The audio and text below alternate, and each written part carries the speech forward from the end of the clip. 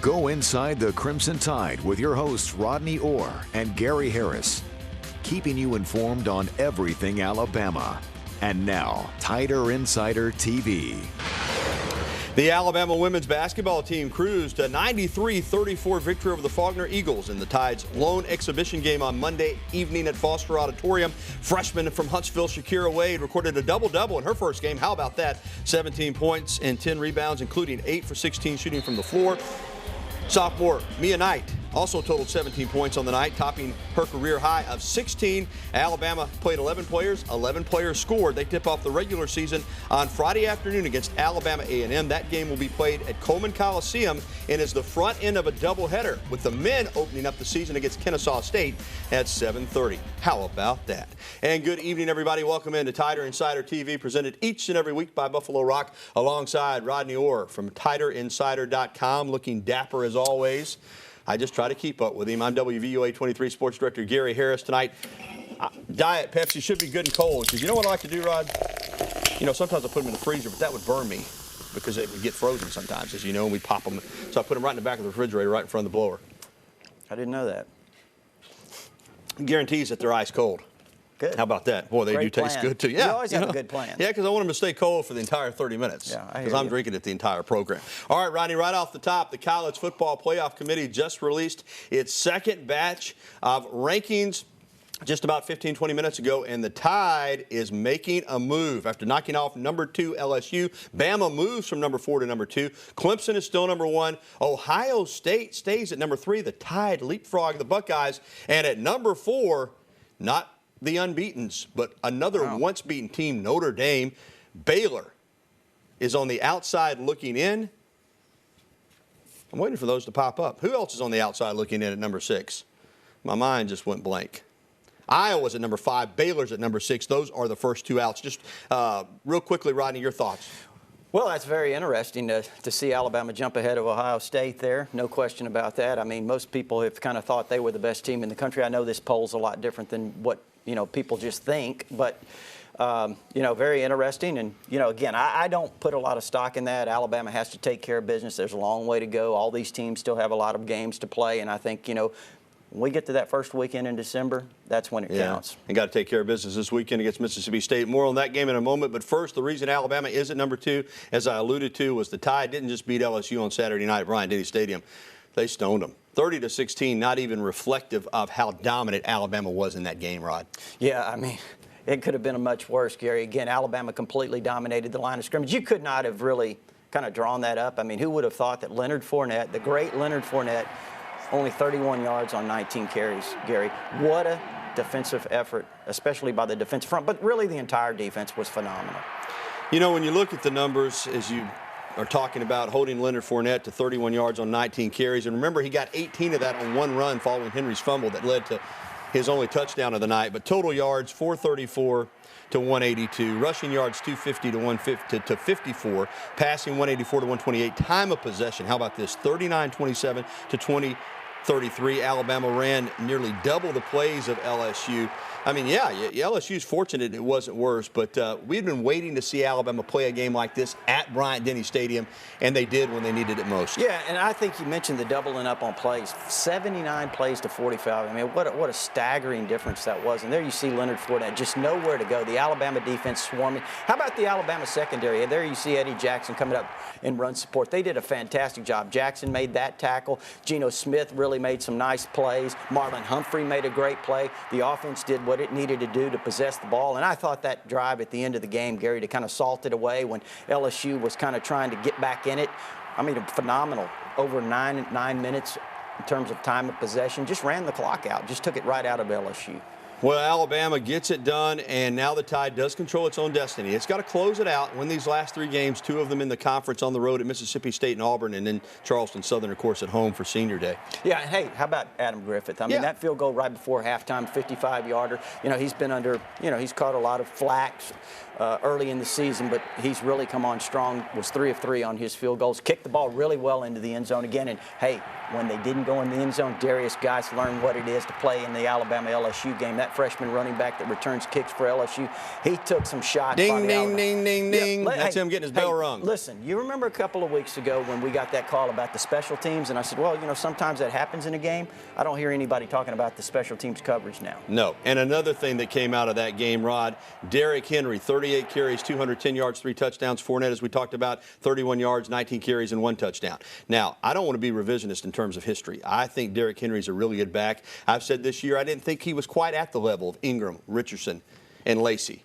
But he may prove me wrong. And he goes from not even being mentioned, Rodney, for the Heisman to now maybe the leading candidate for the Heisman Trophy. Your thoughts on his big move into Heisman contention? I just think he's gotten better and better and better. He's always been a very talented player. I think since the Texas A&M game when he had a really good game, I think now he's really developed into that complete running back. Gary, he finishes those 2- and 3-yard runs, turns them into 4- and 5-yard runs with his big body. And, you know, how about that stiff arm? I mean, on that run down the sideline, he just fended the guy off for about 15 yards. His arm's about 5 feet long. Yeah, I mean, he had a tremendous game. You know, we said right here on the show last week, watch out for Derrick Henry. This game sets up well for him. And I thought, you know, him not really being the focal point, I thought he could play with a little bit of a chip on his shoulder, and he did. And you know what? His teammates after the game, I asked several of them if he was a Heisman candidate, and they said, well, maybe we're not supposed to talk about it, but at the end of the day, yeah, he is. I don't know if I'm supposed to comment on it, but I definitely feel like he's a Heisman candidate. I definitely feel like we showed that tonight. Oh, he's a great player. And so is that guy right there, and you know, he deserves every bit of credit that he's going to get. I mean, I know he's you know, the best back that, you know, I think he's the best back in the country. We love blocking for him, so you know, that's not up to me to decide. But you know, we're not really worried on, you know, individual goals. I know Derrick's not. I know when he fumbled that one fumble, he really felt bad about that because he just wanted the team to do the best. And you know, we just told him to kind of shake it off, and we went back out there and you know, ran just as hard as he ever did. So Derrick Henry is now in Heisman contention, and certainly if Alabama can win out and then win the SEC championship game against Florida, he might wind up being Alabama's second Heisman Trophy winner, joining Mark Ingram in 2009. Well, it's time now for our weekly segment, Coach Speak, brought to you by Med Center. Here now, Nick Saban and Dan Mullen, the coaches for the upcoming game in Starkville. They're a very physical team.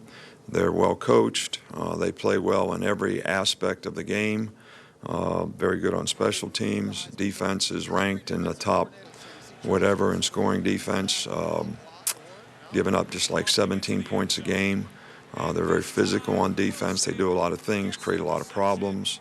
You know, offensively, you know, Dak Prescott has been playing there for a long time, has a lot of experience, does a really good job of executing their offense.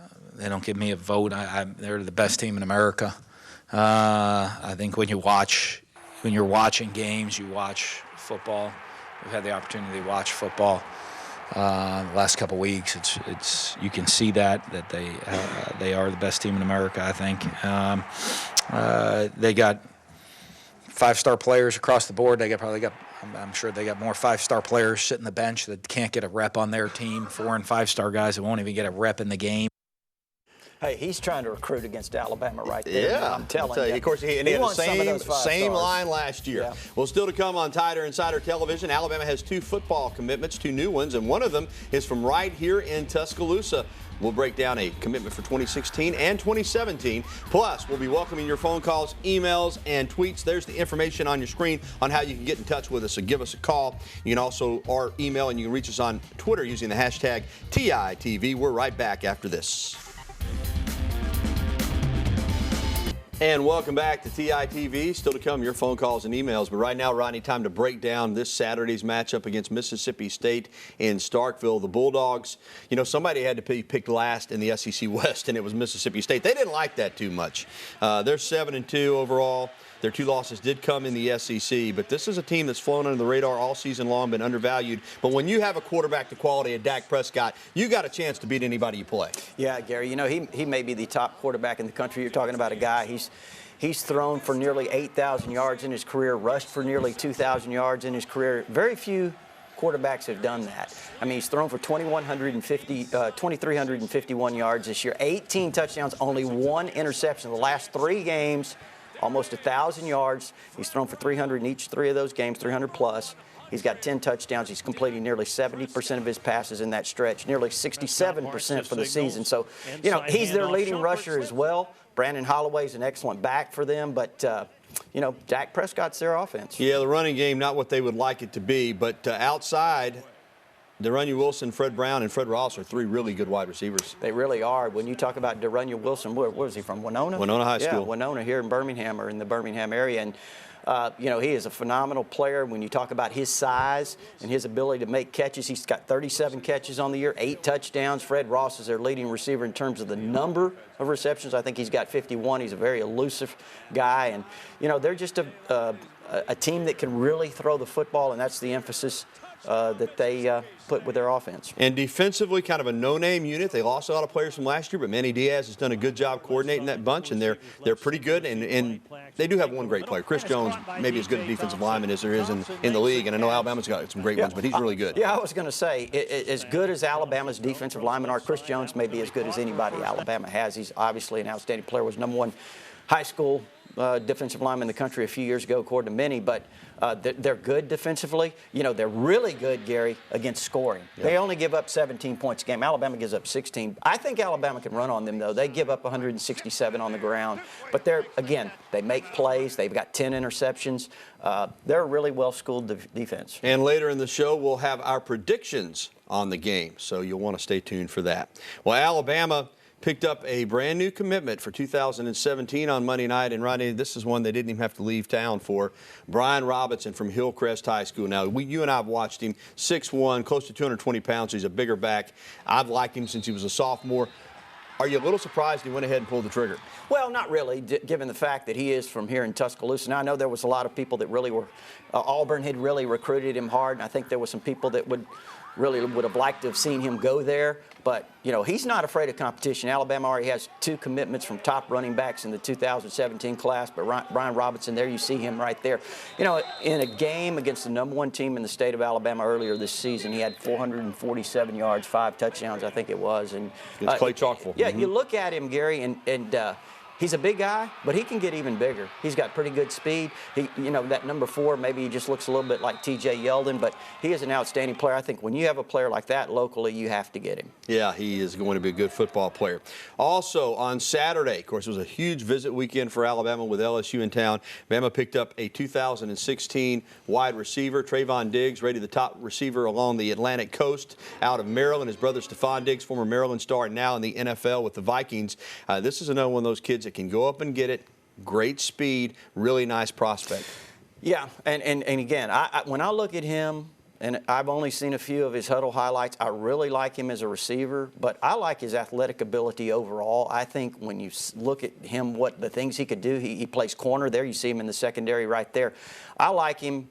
He could play safety. You know, the way Alabama's using these safeties, Eddie Jackson, you know, the tall, rangy type that are very athletic, maybe not the bigger guy, but he can do so many different things. There you see him returning kicks. He's just an outstanding athlete. I think you might have mentioned he's a younger brother, Stephon Diggs, the great player from Maryland, now in the NFL. So, you know, he's got the bloodlines. As you see on the graphic, he digs Bama. And yeah. Bama digs him. That was your deal right there, wasn't it? Yeah, I kind of threw that in there. Kind of like that just a little bit. So good recruiting weekend and first of the week for Alabama. Of course, do you expect anything else? All right, coming up, it's time to take some phone calls, emails, and tweets.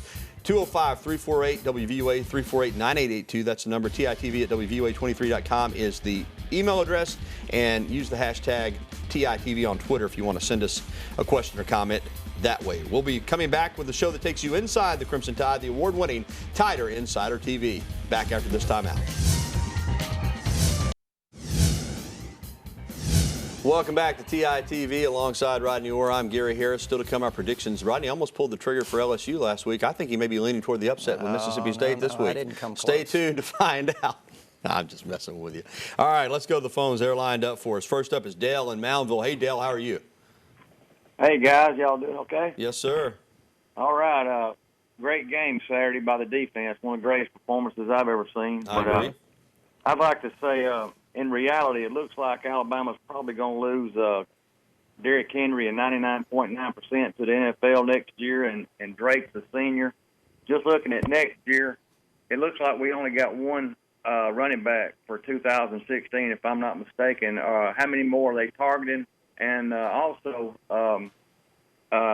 Bo Scarborough, is he eligible for a redshirt year if he don't play anymore between now and the end of the year? All right, Dale, first, and I'm going to let Rodney get to how many backs they might bring in. Let's start with what they have coming back. If you're right, and I think you are, assume Henry leaves, and of course Drake's a senior, they do return Scarborough, Damian Harris, don't forget about him.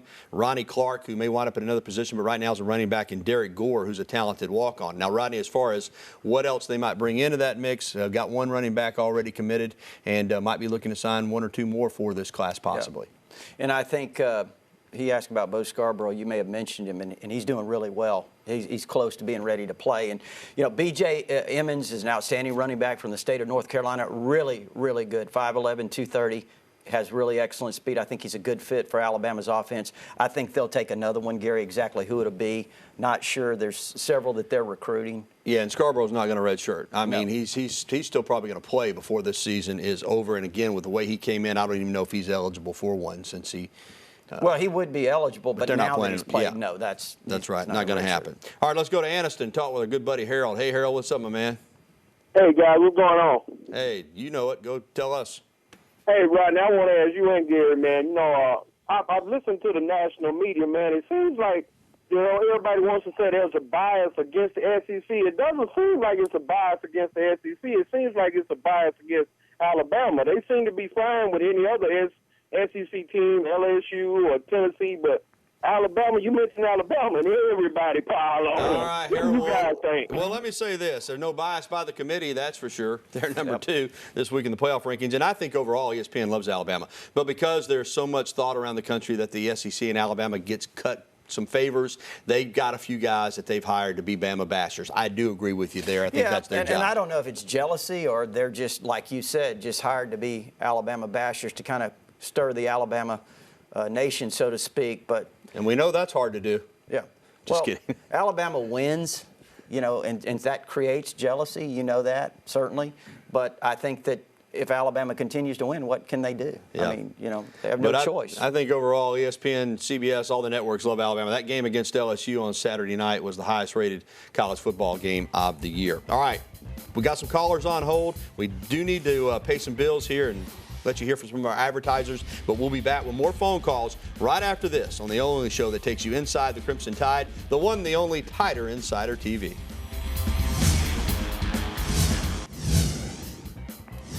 Let's go right back to the phone lines because our good friend Plato in Panorama has been waiting patiently. We hate to keep Plato waiting, but go ahead, Plato. Hey, good evening, guys. I wanted to talk a little bit and get your opinion about the development of our outside linebackers. It appears that I know Denzel Duval's had a solid year. Dylan Lee, apparently, it looked like he had his best game as a Crimson Tider this weekend, and Ryan Anderson had the big sack in Tennessee, and Tim Williams has played. Gotcha, Plato. Let's let Rodney break them down so we can get right to it. Yeah, he was breaking them down, and I agree with you, Plato. I think that Tosh LaPoy, the new outside linebackers coach, has done a fantastic job. Not only is he a great recruiter, which he has a reputation of being, but he's done an excellent job developing these guys. I think when you look at Rashawn Evans, too, he's a guy that's really going to be a good player down the road. So I think, like Plato said, he named several of them. Ryan Anderson's having his best year by far. Tim Williams, you know, very talented, and now Tosh LaPoy's getting the most out of him. So all of those guys have done an outstanding job. I thought Dylan Lee, after a little bit of maybe a slow start in that game against LSU, best game of his career. He missed the tackle on Fournette, and then he, you know, kind of blew a coverage. But after that, he did an outstanding job, had the interception, he had a sack or two, and he was all over the place. Yes, he was. Let's go to Bessemer and talk to John. Welcome in, John. How are you? Hey, man, just Gary or Ronnie? It's both of us. You got us both, John. Hey, man, yeah, how you doing, Gary? I've been calling, man. Do y'all think we got to beat Auburn this year? What? Well, John, I think Alabama's got a chance against Auburn. In fact, I would say that they'll be favored, being a little facetious with you, but it won't be an easy game. Going down there, Auburn's playing better now. But, yeah, I think, you know, like I've said all year, if Alabama plays its A game, I think they beat everybody on their schedule. I think the only chance you have to beat Alabama is like we saw against Ole Miss. Alabama doesn't play well, and you play well. If that happens, Mississippi State and Auburn are capable of beating Alabama. But, Rodney, I'll contend if Alabama plays well in both those games, they'll win both those games. Yeah, and And again, I think it's really important to wait and see, how these two teams develop over the next few weeks because, like you said, Auburn's gotten a lot better. I mean, they're not the same team they were earlier in the year. I think they've gotten a lot better. They got a big win over Texas A&M. So, yeah, John, they're certainly capable of it, but Alabama just has to take care of business this week against Mississippi State. All right, real quickly, David in corner, go fast. What you got for us, my friend? I was going to ask y'all, how do y'all think Minka Fitzpatrick, you think he'll play a lot against Dak Prescott this weekend? Yeah, he'll play a lot against everybody. I mean, he's a gifted football player. Didn't play quite as much against LSU because of the physical nature of their run game. But, yeah, we'll see him a lot on Saturday. Yeah, he'll be out there. I imagine he'll start the game because of the way, Mississippi State does things with their receivers, and they throw the football a lot. So I think you'll see a lot of Minka in this game. All right, thanks for the phone calls. And still to come, our predictions for the game. Question marks now. I'm telling you, I wouldn't be shocked if Rodney went with the Bulldogs. He likes Dak Prescott a lot. Stay tuned to find out. It's a nice night in Tuscaloosa, Alabama. We'll be back after this.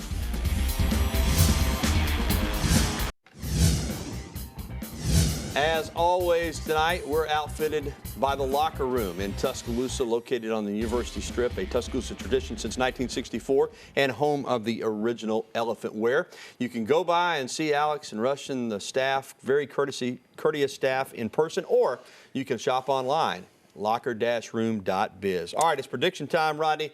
Alabama and Mississippi State, where are you going with this one? Well, over the last 25 games, Alabama has the best record in the SEC. They're 20-5. Mississippi State is tied with Alabama for the same record. And you look at what they've done at home. They've won 12 of their last 13. I think the last win, Gary, by an opposing team was maybe Alabama a couple of years ago. But it's not going to happen this time for Mississippi State. Alabama's going to win 28-17. You know what? They broke the Bulldogs' hearts last year when they're number one. This year they went into Athens, into College Station, and broke some hearts. They're going to break more hearts on Saturday. Bulldog fans, I'm sorry to break the news to you. 31-19. Alabama gets one step closer to Atlanta. All right. A reminder, if you missed any of the show, you can catch a replay tonight at 10:30. Also, watch it online at WVUA23.com. For Rodney Orr, I'm Gary Harris. Thanks for watching TITV. Good night, everyone.